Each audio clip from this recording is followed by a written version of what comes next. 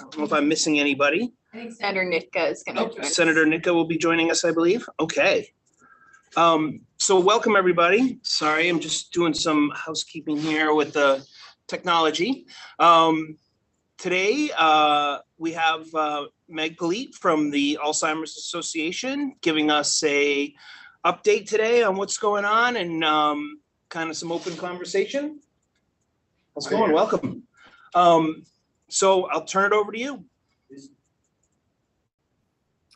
Thank you so much, Representative Noyes. And I would be remiss not to say that it's not just me, but you'll notice there's a lot of new faces for some of you and for me too on the screen. And I did invite a handful of advocates, either people who are living with Alzheimer's or dementia or caring for them or working with them to join us as well. So I am going to give a little update of information on Alzheimer's and the work that we're doing here in Vermont, as well as in the legislature.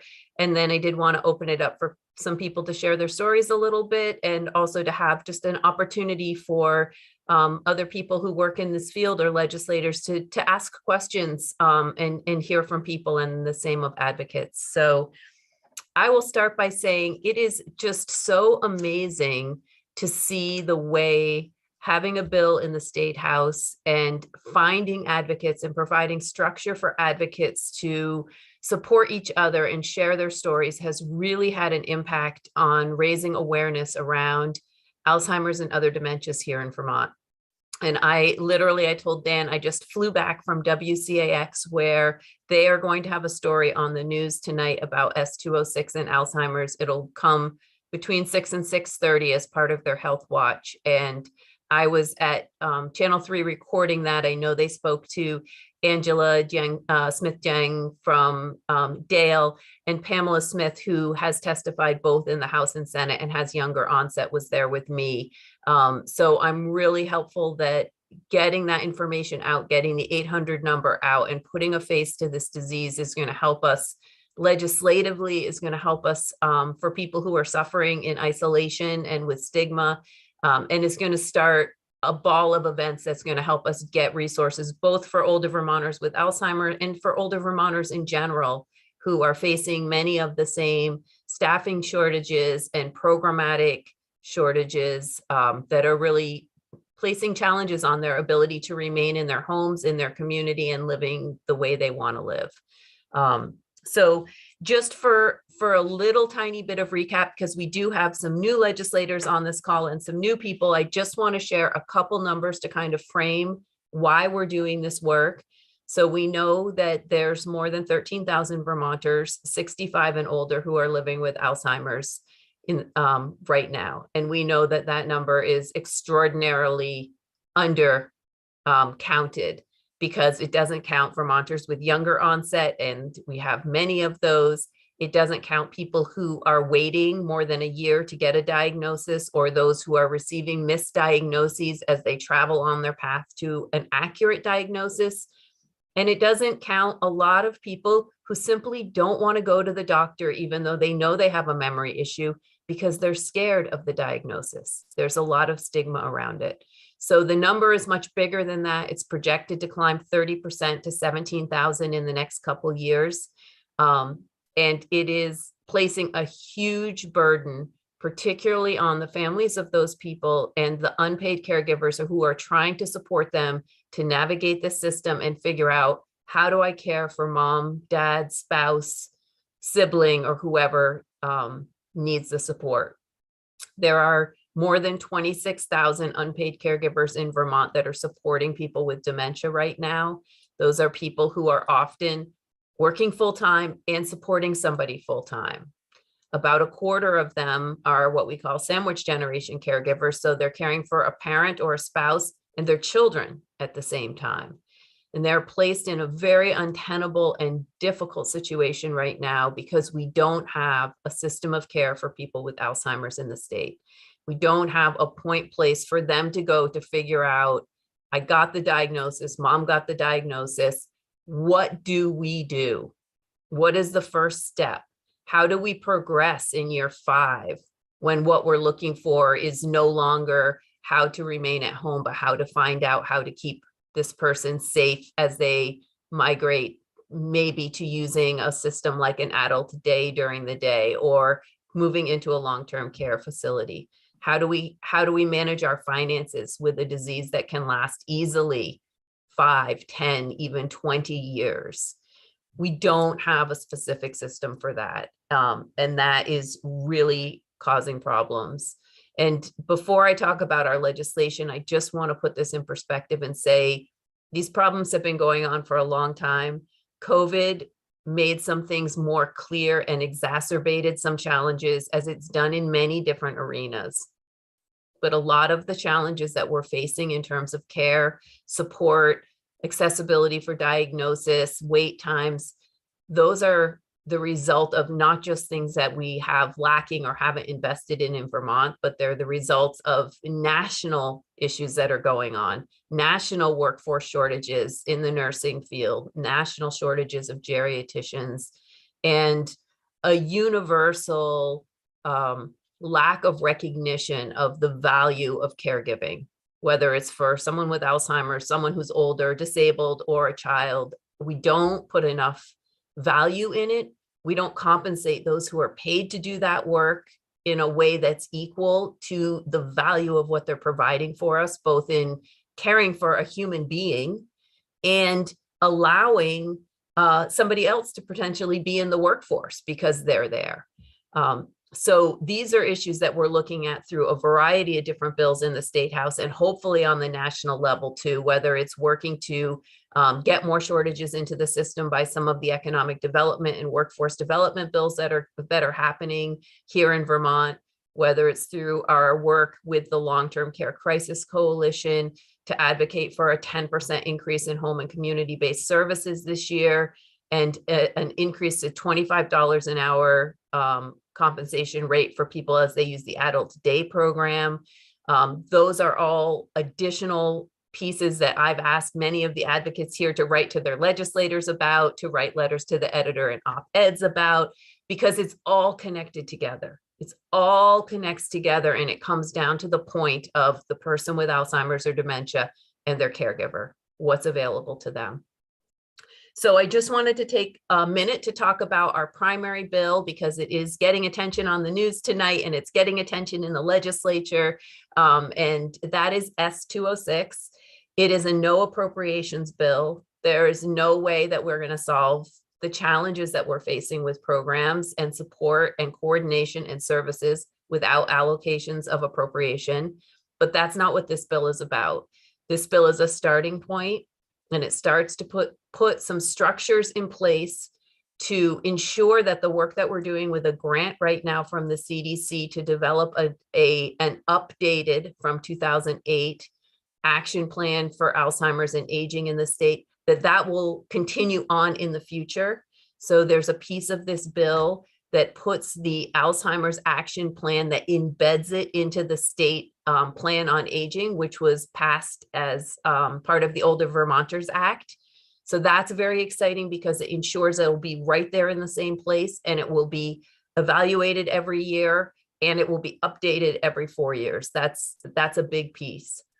The bill gives a little bit more authority to the Governor's Commission on Alzheimer's disease and related dementias. Representative Noyes is our House representative there, and Senator Brock is our Senate representative there. He introduced S206, and both of them have been instrumental in moving it along.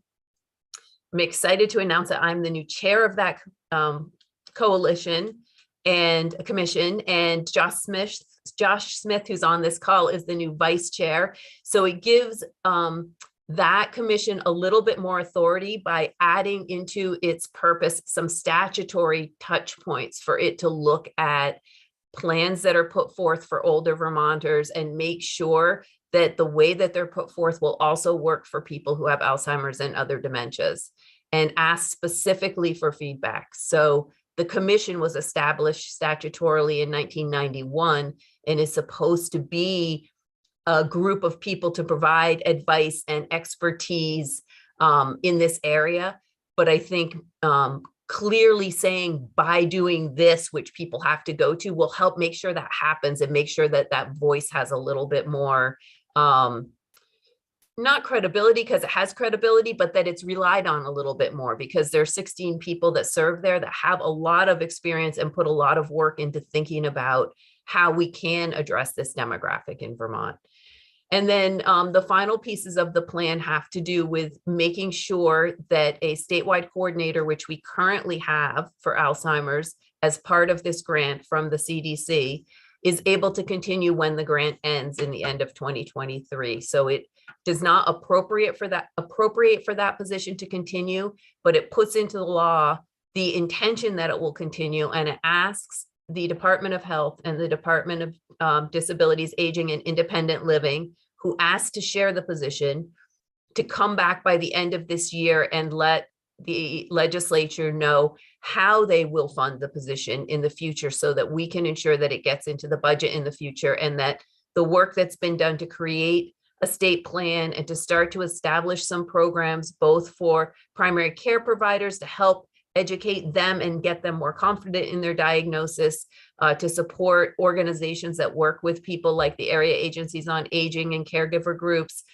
providing them more tools, and people with Alzheimer's and their families, that all those programs will continue and that coordination will continue and grow into the future. So S206 is in House Human Services, where Representative Noyes sits. Rumor has it they're going to be voting the bill out of committee today, which I hope will happen, and I believe it will then go to the full House floor. And it's already passed the Senate. It will have to take another jog back there. They made a slight change to it, but I think that it will be a friendly amendment.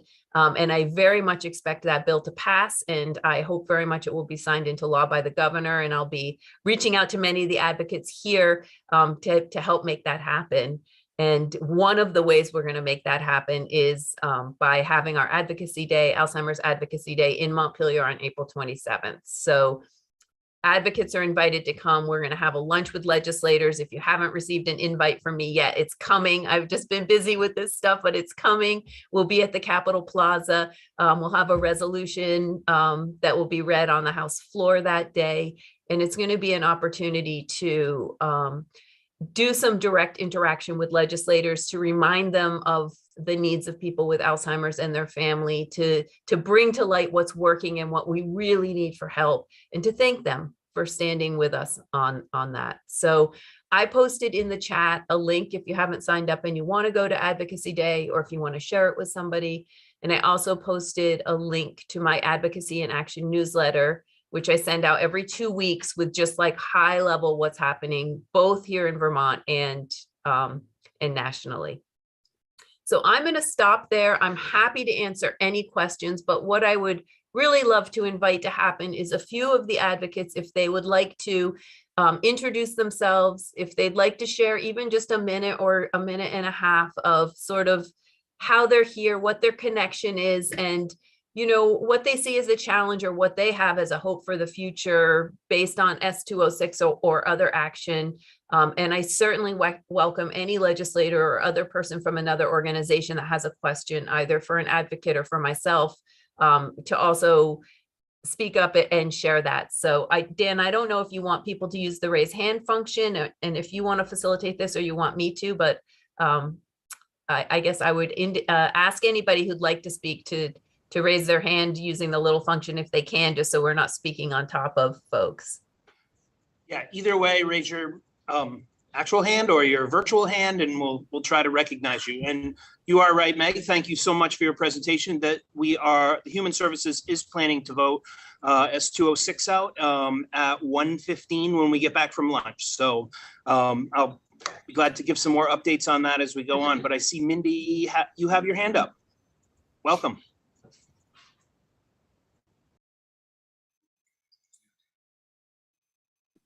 There we go. I couldn't find the unmute button. Sorry about that. Hi, so my name is Mindy Clausen, and I am here, number one, because of a lot of hard work by a lot of people. But my connection to Alzheimer's is that my father died of Alzheimer's in 2019. And Meg had asked that we suggest, or we talk about things that we need or things that we see that need to be done. And she, as you can tell from her presentation. It's really hard to know where to begin. But I think that I co-facilitate a caregiver support group, and it's heartbreaking to watch the people come into that meeting once a month and share what they're going through. People who have no lives, people who feel trapped. And I know that right now there's a big push for home-based care, which is incredibly important. One of the things that I want to make sure doesn't fall by the wayside is a hard look at long-term care facilities. My father was in a long-term care facility, which provided him with good care, but for the money that he was paying, and we were lucky that he could afford to pay it, most people can't. And I will just say that at the end of his life, he was paying $9,600 a month. And he was certainly not getting $9,600 worth of services every month. I know that Dale was looking before the pandemic at updating the regulations. And there are some innovative things going on around the country. One of the things I had read, and I don't know where it is in process, but New York had proposed a limit, for example, on profit for for-profit long-term care facilities to ensure that all of the money that residents paid did not go into the company's pockets, but much of it, more of it, went to residents.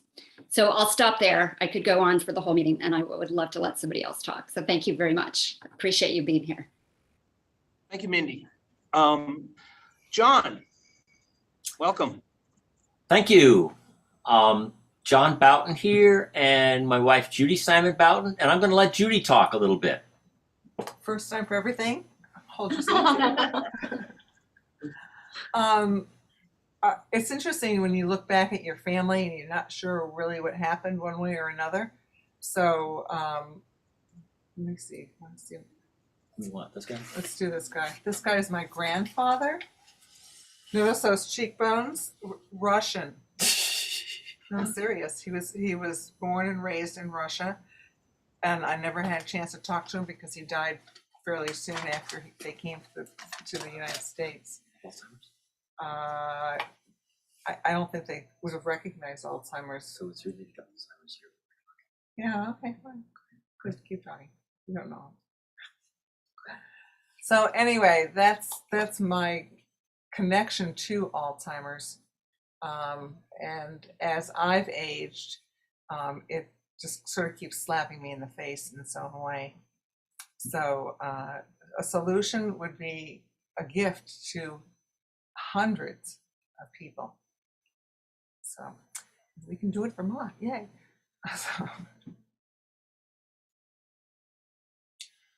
So we're sort of in a, I'm sort of in a caregiver situation here, and it's dramatic. It's quite a shift.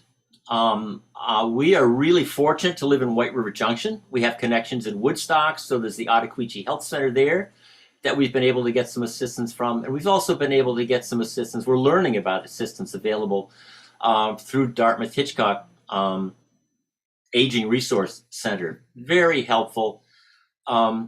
Nothing that I ever envisioned reaching out to.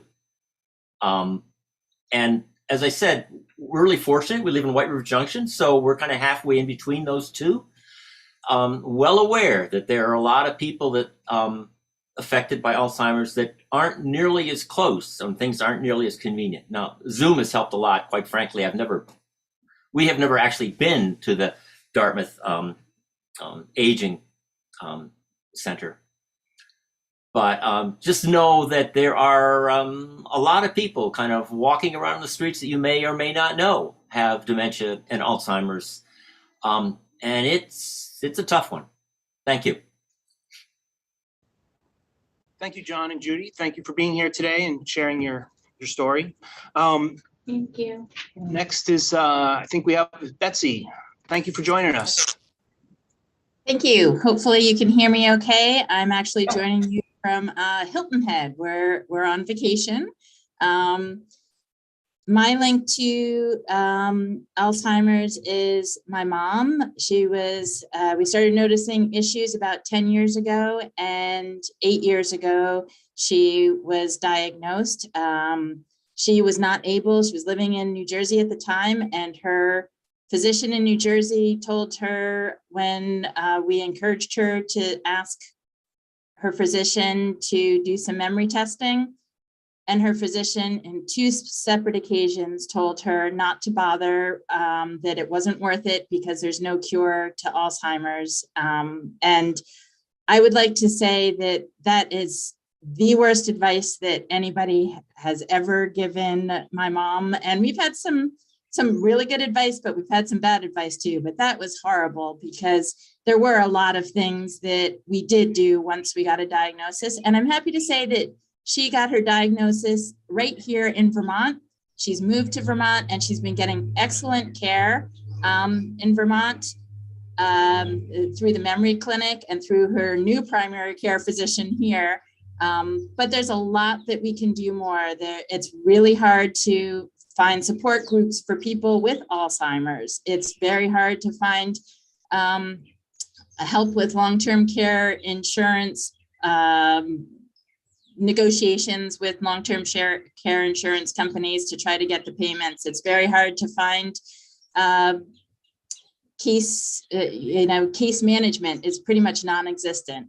So I really, really appreciate S206. I appreciate the other bills that are in the House that are, more for appropriations or any of those type of things. And I wanted to thank my representative, Jim Harrison, for joining this call. I really am warmed by the fact that there are so many people that are looking for ways to help people with Alzheimer's, to help those caring for Alzheimer's. It is a really, really, really hard job to both be somebody living with the disease and watching. It's the slow goodbye. And then you have all these financial and care. And I mean, you're managing things that you are not prepared to manage. So the education that will be available coming soon and the commission are just wonderful, and it will make it better for those in Vermont. So thank you.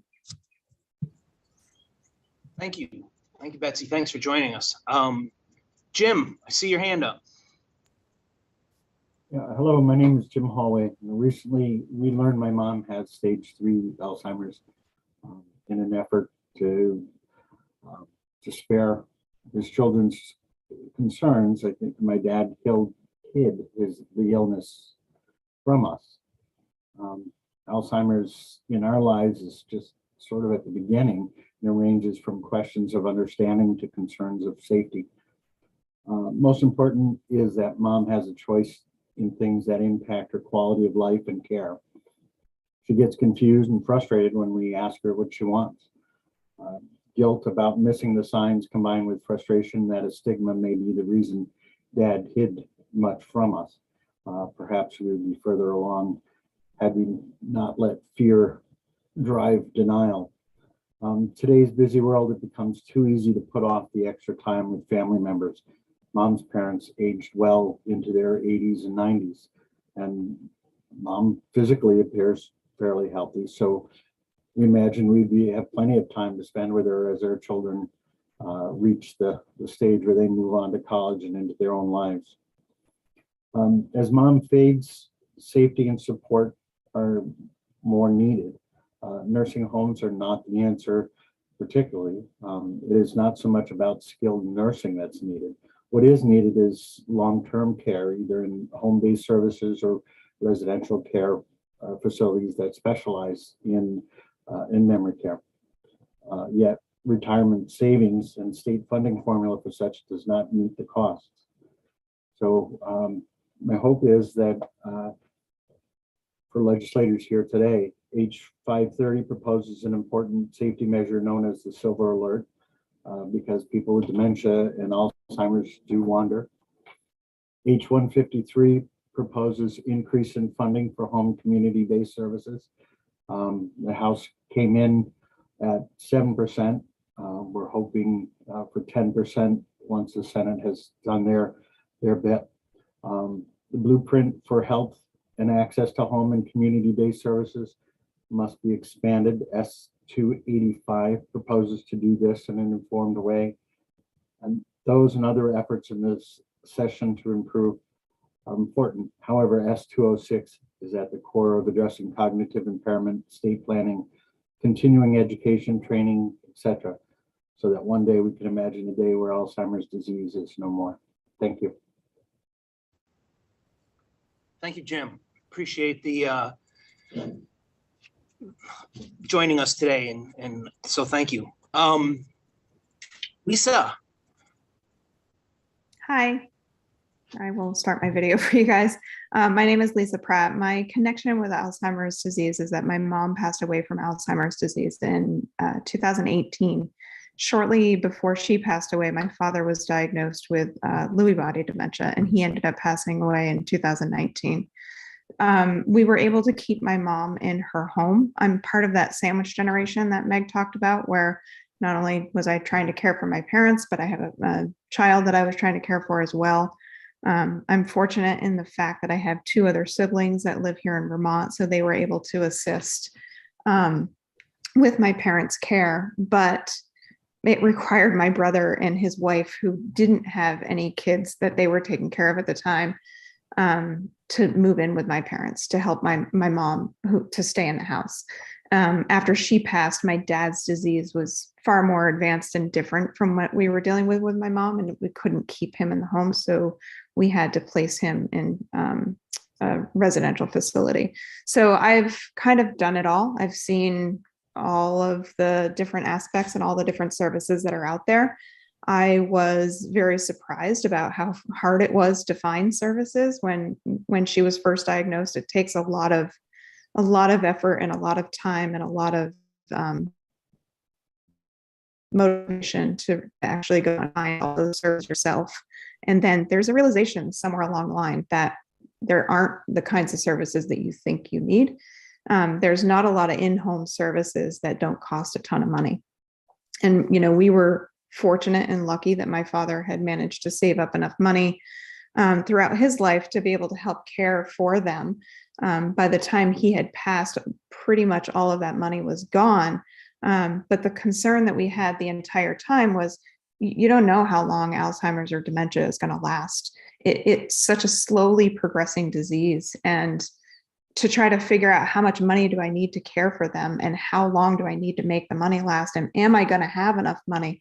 To be fortunate enough to have the money is one thing, but to have to figure out how long you need it for is another. And what happens when you run out of money? And we were very close to finding that out, but did not get there. I've helped a number of other friends with similar situations since then, kind of navigate and find resources. And they always say the same thing to me, which is there has to be more assistance. There has to be more help. There has to be, you can't have to pay for in-home caregivers out of your pocket. And the realization is, yes, you do. And it's a very hard realization to make, especially when you don't know how long it's going to last for. And I think it was Betsy was your name. I am so saddened to hear that anybody would ever tell you not to bother to get a diagnosis, because any of the resources that actually are available require you to have that diagnosis in order to get them.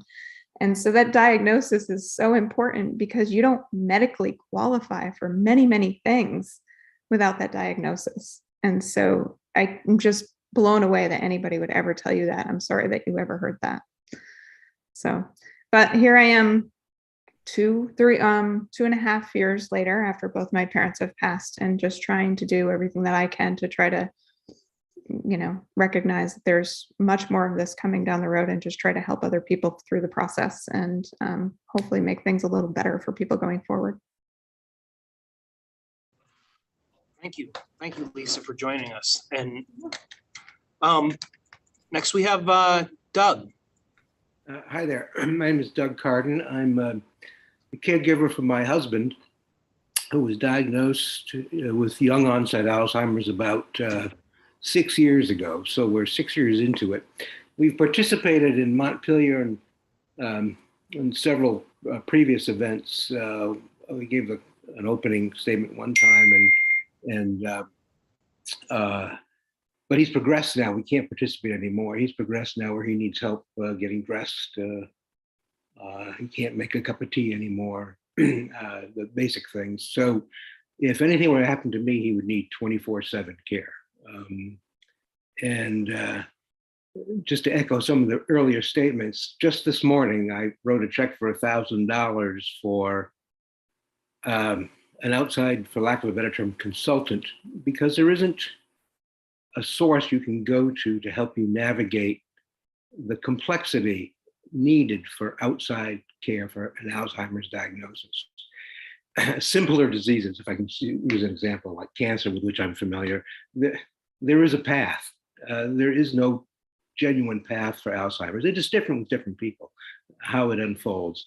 But, and I've also gone through the financial planning with my attorney to figure out how we're going to navigate the future. And we're lucky. I can say that we've put aside, I hate to use numbers, $500,000, but that may not be enough. It's hard to believe because he's so young. He's in his early 60s. He could live another 15 years, and at current course and speed, for the both of us, I won't be able to do what I've been doing on my own too much longer. So we're going to have to get some professional help, none of which is tax deductible. So it's scary. So in addition to everything else, it's just scary. How are you going to live the rest of your life with the money flowing out the door so quickly? And it just adds to the complexity to all of this and this anxiety associated with it. So that's kind of where we are. It's quite a torpedo. Thank you. We're definitely working on how we can help people through this this part of life. So, yeah, thank you for sharing today. And one other thing, what we ended up doing, just as a matter of uncomfortable strategy to try to mitigate what may happen in the future, is we were recommended that we get a divorce, which is not a fun thing to do, but so that I wouldn't lose my pension and stuff in my assets when it comes time that we're out of money. Wow. All right. Thank you. Would anyone else have anything to share, or are there any further comments people would like to share with us today? All right. I can give just a quick, oh, I see Ken. All right. Yeah, I was looking for my electronic hand. That's okay. I couldn't got find it. I just, this is all, kind of familiar. My wife and I tended to her mother in her end times, and we were living in that house at the time, big old farmhouse, so we were able to do that. And then my mother, Kate, my wife's mother, was never diagnosed with Alzheimer's or anything. She was just getting old and needed help. My mom had some sort of dementia for sure, although she was never diagnosed with Alzheimer's. And she ended up, we were fortunate that my wife is very good with making good use out of small spaces. And we made a place in our house here in Wallingford for my mom to move in after she was doing things like destroying a brand new microwave. We just got her a week later because she put it on for 20 minutes instead of 20 seconds, things like that. It's like, well, this is getting dangerous. You're moving in with us. And yeah, the financial aspects were tight, but something I just wanted to share, another aspect of all this is the 24/7 thing. It's like, you can calculate how many seconds there are in a day, but just for an example, I was home with my mom. My wife was off doing something, and my wife, God bless her, took care of my mom most of the time because I was working. But one day I was home and I said, Mom, I'm taking the compost out. And she said, well, okay. And she was sitting in her chair and then everything was fine. I said, I'll be right back. I stepped outside the house with the compost, went over to where we keep it. 45 seconds, I estimate. I came back 45 seconds later. Blood everywhere on the kitchen counter. And I mean, nothing terrible, but it looked pretty terrible when I first saw it. And as soon as I went out the door to the compost bin, my mother decided she wanted an apple and got out an apple and a big butcher knife and was slicing up the apple in the kitchen and cut her finger. And it was like, yeah, I mean, she didn't need to go to the hospital, but I have some training in first aid. But just little things like that, you turn your back for just a second and holy cow, what have you done? You know, so it's very intense, labor intensive. It's a labor of love, but it's very intensive, and you're on it all the time. And if you aren't on it all the time, then bad things can happen. So it's tough. It's very tough. And I understand what everybody else is saying about the financial implications. And we were lucky that we didn't have a lot of burden there, because she didn't take up a lot of food or anything, but just, you got to pay attention all the time. And caregivers, basically, I'm looking at Doug here, you have no rest. You can't close your eyes for a second. And anyways, that's all I have. Thank you all for what you do. Thank you, Ken. Karen? Hi, everybody. I'm coming at this from the professional point of view. I work at the Council on Aging in St. Johnsbury, Vermont. I'm the director of client and caregiver team support. Caregiving is a passion. It's a personal and professional passion of mine. And I just want all of the caregivers to know that we advocate on a daily basis for more dollars. We advocate on a daily basis for more support. And we hear you, and you are valued in what you do. You keep your loved ones at home. The work you do is not counted because you're not professionals in the eyes of the state. And if anybody knows their loved ones the best, it's what you are 24/7, 365.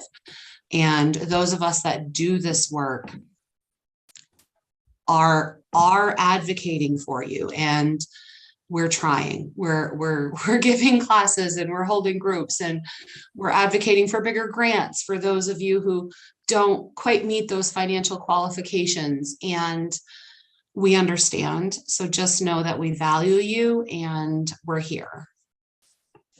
So thank you for what you do. Thank you, Karen.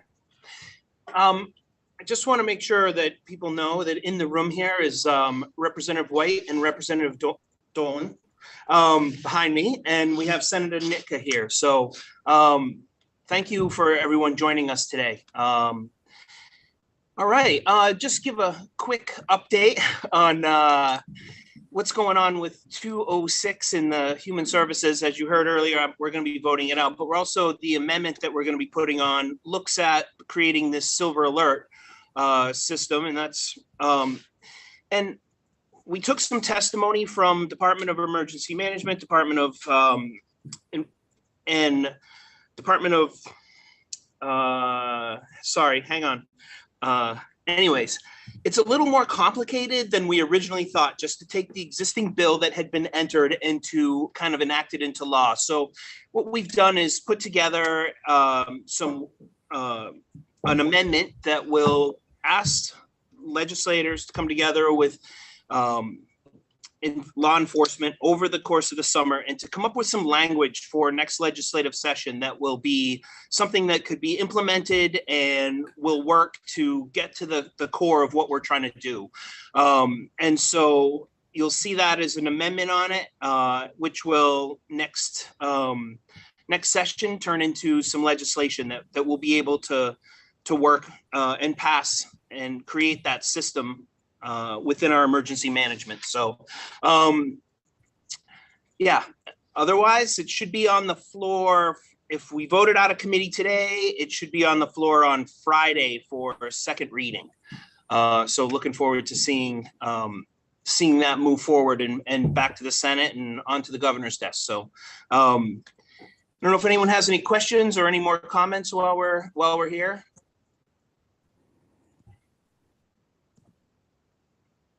Hey, Dan, I really want to thank, Karen for what she said. And I also see that there's a lot of people that I work with that represent other organizations that are supporting caregivers and supporting people, whether it's Cathedral Square, or I see other area agencies on aging here. And it really does take a village to do this. And I'm really appreciate you taking your time to come here. And I really want to thank the legislators that came out today as well.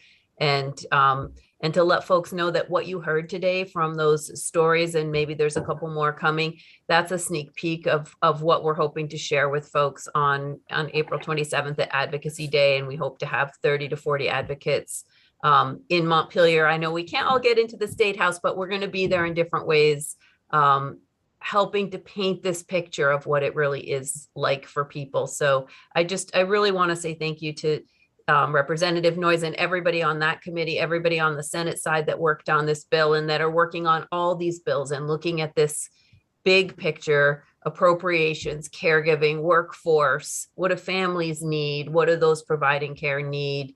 This is not a small challenge, and you all are doing really great work, and we're moving in the right direction. So I just want to make sure before people jump off that I really appreciate the time you took today. And I know that as we share our stories and raise our awareness, we're going to start to address some of these challenges. Thanks for letting us have this opportunity at the caucus. Great. Nicole, I'll get to you in a minute here. I noticed the Senator Nika had her hand up. I just want to say thanks very much. It was really good to hear people's stories, a couple of people that I know personally there. Thank you for inviting me. Dan, thank you for doing this group. And I have to admit, the Alzheimer's Association, or the group, whatever it is you have, are very good about getting information out that is helpful. So we are getting it not just this way, but in the mail and via some other emails and things. So that's good to keep that up. So thank you. Thank you. Nicole. Thanks everybody for sharing your stories today. I wanted to encourage the caregivers here today to not to hesitate, even though it's just a small thing, but to reach out to your local Meals on Wheels programs. Give yourself a break. I didn't know about Meals on Wheels. My mom had Alzheimer's, and we struggled, to take turns preparing food. And it's just, a little thing that, you may not think is helpful, but maybe it just give you a break from lunch or dinner. And also being a caregiver also means that you could also receive a meal. So to prepare meals, might be really helpful. So I just wanted to share that and encourage you, to reach out. I'll try to find the number actually to the helpline and put it in the chat real quick. Thank you. Thank you, Nicole. Ken, I see your hand back up again. Yeah, I found my electronic hand. I'm so proud of myself. I just wanted to follow up on what I was saying about the time factor, the getting a break. And one thing that was a huge help to my wife and I when we were caring for my mother was adult daycare centers. There was a wonderful program up in Rutland, and it was just once a week for a couple hours, but it was just enough to let us catch our breath. And it's huge. So organizations like that, senior meals, things like that is just extremely helpful to caregivers just to give a little bit of a break, because you can get burnt out, as everybody knows. So thank you again. Thank you for everybody, for everything everybody is doing on this. It's really wonderful. Thank you for that, Ken. And I can assure everybody that Ken and I have not talked before this, but I believe that adult days will be our topic for next week. So I haven't totally confirmed that yet, but that is what I'm trying to put together. So yeah, thank you everyone for being here. And we'll see you all next week. Appreciate it coming together. Thank you.